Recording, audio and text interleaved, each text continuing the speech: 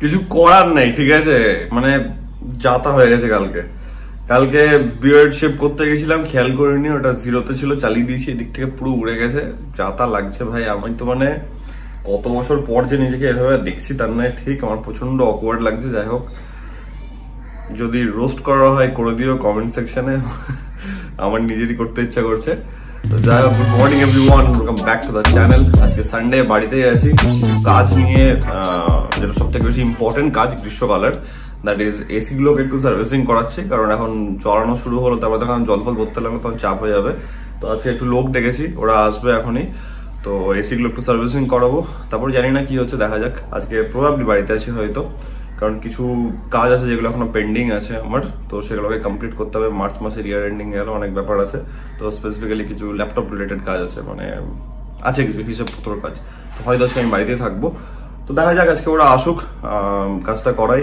আপাতত তো আমি ব্রেকফাস্ট করলাম। অ্যান্ড আর একটা জিনিসের উপরও কাজ চলছে, জানি না আমি তোমাদেরকে এখন বলাটা ঠিক হবে কিনা। তো ভাবছি, একটু চিন্তা ভাবনা করছি, তারপর তোমাকে জানাচ্ছি।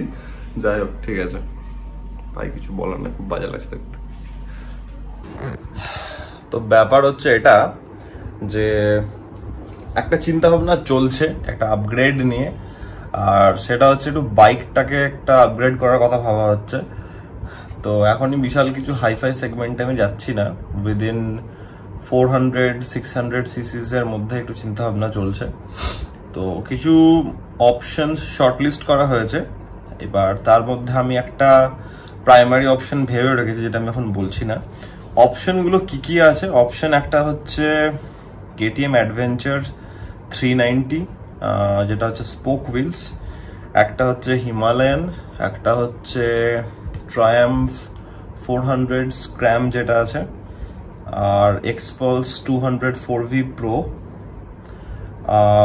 আর কি আছে, আর BMW 310 GS। তো কিপিং এভরিথিং ইন মাইন্ড, একটা এমন মেশিন দরকার যেটা সব পারপাসই ফুলফিল করবে, কারণ আমি অ্যাট এ টাইম দুখানা বাইক রাখার মেন্টালিটি এখন হোল্ড করছি না। And at this point in my life ওটা বোকা হবে, কারণ বহুত এক্সপেন্স বেড়ে যাবে তাহলে। তো আমার এমন একটা বাইক চাই যেটাতে আমি সব কিছু করতে পারবো, আমি ট্যুর করতে পারবো, কারণ আস্তে আস্তে একটু রাইডের প্ল্যান শুরু করছি।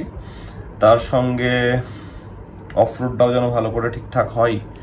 তো প্রাইমারি অপশন ভেবে নিয়েছি, বাট যেহেতু একটু টাইম আছে, এখনো কিছু অপশনসের মধ্যে থেকে জাগল করছি।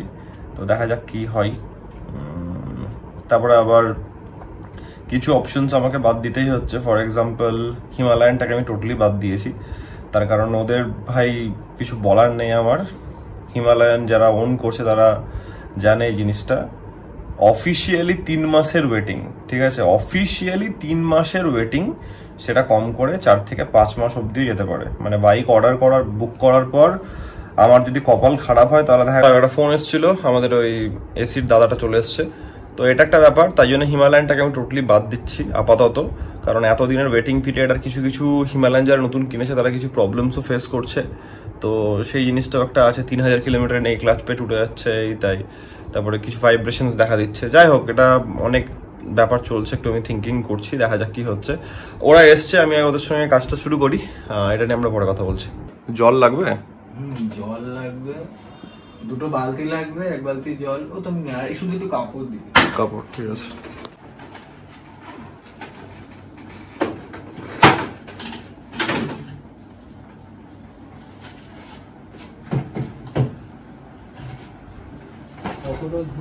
কি করবো, করে দেবো কি না? ফিল্টার ছেড়ে আপাতত চলবে? মানে কি টাইপের লাগছে তোমার দেখে, কি মনে হচ্ছে? মেশিন এতেও চলবে, শুধু ফিল্টার গুলো যদি আপনি ধুয়ে মুছে দেন তাহলে এতে এই জালিগুলোতে বেশি তো নোংরা ধরেনি দেখছি। ওটাই বলছে। তাই করে দেবো। ওপরটাকে একটু দেখে নেবো, ওটা দেখা দরকার আছে, আউটলেটটা তিনি ব্যবহার করে নিন। ফিল্টারটা পরিষ্কার করলে শুধু হবে আপাতত। হ্যাঁ ঠিক আছে, মাস তিনেক মোটামুটি আপনি ব্যবহার করে নিন, তারপর দিয়ে একবার নাহলে একবার সার্ভিস করে নেবেন। তখন পুজোর আগে একটা সার্ভিস করানো হয়েছিল, তাই জন্য অতটা একদমই নোংরা নেই, জাস্ট ফিল্টারগুলো পরিষ্কার করলে হয়ে যাবে। ঠিক আছে, ভালো, চলো। দুর্গাপুজোর টাইমে এসিগুলো সব কটারই সার্ভিসিং হয়েছিল, তাই জন্য বললো যে সব কটা এসি ঠিক আছে, এখন করিয়ে লাভ নেই, জাস্ট জালিগুলোকে একটু পরিষ্কার করে দিল, 3 মাস বাদে একবার সার্ভিসিং করে নিলেই হবে। তো ঠিক আছে, অ্যান্ড ছেলেটা যথেষ্টই ভালো ছেলে। ও আমার কি বলে শোরুমের এসিগুলো ওই ফিট করেছে, ওই লাগিয়েছে, সার্ভিসও ওই করে, তো ভালো। আর এইটার জন্য জোর করলাম, বাট কোনো টাকাই নিলাম, হচ্ছে না কিছু তো করা হলো না, তাহলে কিছু লাগবে না, কিছু দিতে হবে না, এই তাই। যাই হোক, তো ব্যাপার হচ্ছে এটাই যে উই আর স্টিল ডিসাইডিং যে কি করা যেতে পারে, কোন বাইকটা আমাদের জন্য বেটার ফিট হবে। দেখি কয়েকটা বাইকে টেস্ট রাইডও করবো। KTM-টা কলকাতায় বলছে অ্যাডভেঞ্চার, যেটা স্পোক হুইলস, ওটা অন রোড হচ্ছে তোমার 4,23,000-এর কাছাকাছি, 4,23,000, আর 4,10,000 মতন বললো BMW 310 GS। আমি এখনো ট্রায়াম্ফটা আজকে ফোন ধরলো না, ওটা হয়তো সানডে বলে অফ আছে, কালকে একবার ট্রায়াম্ফের দামটা জানবো, দিয়ে দেখি ডিসাইড করছি। হিমালয়ানটাকে আমি টোটালি বাদ দিচ্ছি, কারণ ভাই 4-5 মাস ওয়েটিং এর ধৈর্য আমার নেই, আর ওটা কোনো মানে হয় না। বাইক এখন চাই তো এখন চাই, এবার 5 মাস আমি এখন টাকা দিয়ে ওয়েটিং করে করবো ওটাকে। যদি এখন কেউ ক্যান্সেল করে তাহলে সেটা আপনাকে আমি দিতে পারি, না হলে অফিসিয়ালি 2 to 3 মান্থসের ওয়েটিং, আনঅফিসিয়ালি সেটা ইজিলি 5 মাস হতেই পারে, ওটা অসুবিধা কিছু নেই। কারণ আমার ভাই কিনেছিল তখন ওকেও এমনি ভুলভাল ওয়েট করিয়েছিল। তো যাই হোক, ঠিক আছে, হচ্ছে ব্যাপার। আমি একটু ঘাটাঘাটি করি, লাঞ্চও করতে হবে, লাঞ্চও করা হয়নি, স্নান করা হয়নি, এখন অনেক লেট হয়ে গেল আজকে। তো যাই কাজগুলো কমপ্লিট করি একটু। আমি ওখানে ফোন করেছিলাম KTM-এ পার্ক স্ট্রিটে, তো বলছে গাড়ি নেই, 390 অ্যাডভেঞ্চার এক্স ওদের গোডাউনে আছে। তাহলে আমি এখন যেতাম একটু টেস্ট রাইড করতে, তো কালকে গাড়ি থাকবে, তো দেখি যদি কালকে হয় তো কালকে একবার যাওয়া ভাবছি। নীলের 390 এক্সটা নেওয়াটাই বেটার হবে, কারণ ওটা তোমার টিউবলেস থাকছে। কারণ ঘুরতে গিয়ে আমি যদি এখন স্পোক হুইল নিচ্ছি, গাড়ি কোনো জায়গাতে পাঞ্চার হওয়ার চান্স থাকছে, that is very risky and একটা হ্যাপা হয়, আর কিছুই না। তো KTM কনসিডার করলে 390 অ্যাডভেঞ্চার এক্সটাই কনসিডার করা হবে, দেখা যাক। আইদার আমি এই ভ্লগে ওটা দেখাবো, না হলে এই ভ্লগটাকে এন্ড করে পরে একটা ভ্লগে দেখাবো বা কিছু, আই এম নট শিওর। আমি পুরো দুপুর থেকে একদম রিসার্চ চলছে, ডিটেল রিসার্চ চলছে। এখন বাজছে করা 4:30 বেজে গেছে, আমার এখনো খাওয়া হয়নি, তো সে একদম ইন্টেন্সিভ রিসার্চ চলছে, দেখা হলো অনেক কিছু। তো এই হচ্ছে ব্যাপার, এখন আস্তে আস্তে আস্তে আস্তে কমছে অপশনস।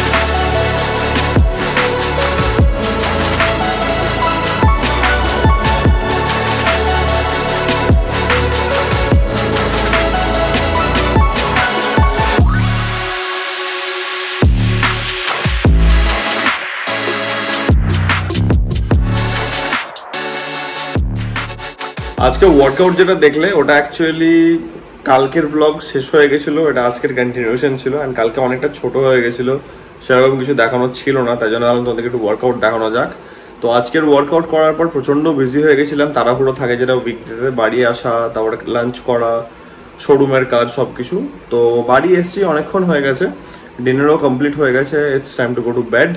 তো আশা করছি আজকে এই শর্ট অ্যান্ড সিম্পল ভ্লগটা তোমাদের ভালো লেগেছে। অ্যান্ড তোমরা জানো যদি ভালো লেগে থাকে as usual do like, share and subscribe. গাড়ি এখনো ফাইনাল হয়নি, যখন ফাইনাল হবে বা কিছু হচ্ছে তখন তোমাদেরকে সেটা আমি জানাবো। তো ঠিক আছে, আশা করছি আজকের এই ভ্লগটা তোমাদের ভালো লেগেছে। যদি ভ্লগটা ভালো লাগে থাকে তাহলে তোমরা জানো as usual do like, share and subscribe. খুব জলদি আছে নতুন ভ্লগের মধ্যে।